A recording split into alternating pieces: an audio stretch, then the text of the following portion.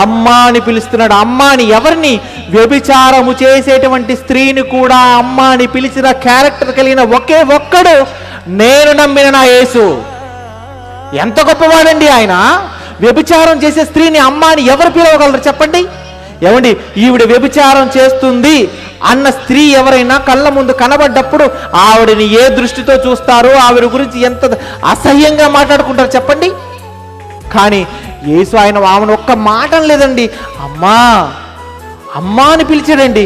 ఆయన పిలిచినటువంటి పిలుపుకి ఆవిడ మనస్సు మారిపోయి ఉంటుంది. ఎందుకు? ఆవిడ ఏమని ఉండొచ్చు తెలుసా ఆ సమయంలో?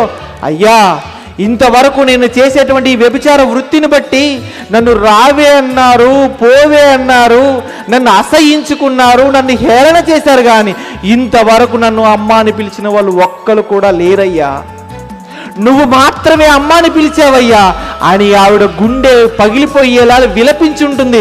అప్పటి నుంచి ఆవిడ జీవితం మారిపోయింది. అంటే యేసుక్రీస్తు వారు చూపించినటువంటి ప్రేమ, ఆయన మాట్లాడిన మాటలతో మనుషుల యొక్క మనసులను మార్చాడు అనడానికి ప్రత్యక్ష సాక్ష్యం మనకు కనబడుతున్నటువంటి ఈ స్త్రీ